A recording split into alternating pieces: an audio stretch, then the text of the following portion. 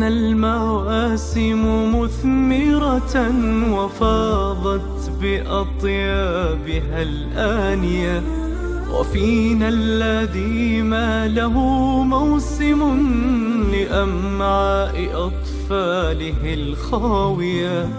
تطيب القناعة في يده. نتقدم جزيل الشكر إلى جمعية أصدقاء الشعب السوري في سويسرا، وذلك لتقديمها مشروع السلة الغذائية في حمص الريف الشمالي.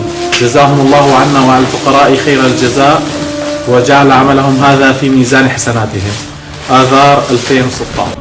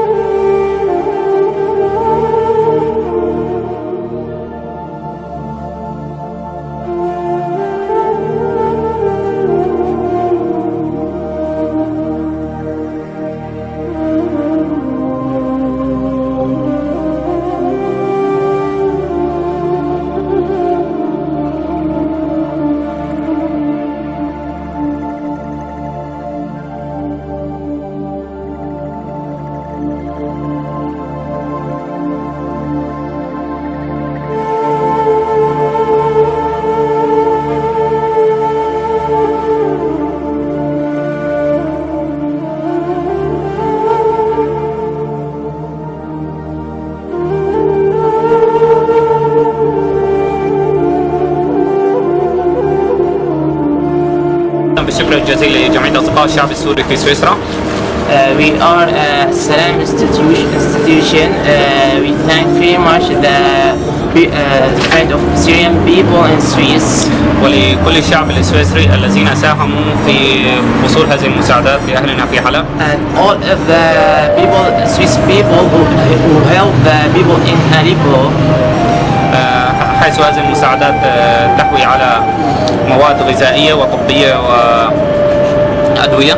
These items are contain the medical consumable and clothes and food.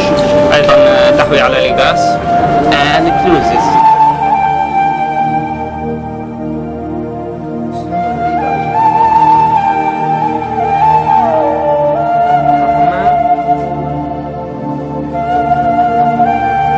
فريق نور الطبي في الغوطة الشرقية أصدقاء الشعب السوري بسويسرا لتقديمه مبلغ $11,000 وذلك دعما للمرضى والجرحى في الغوطة الشرقية المحاصرة.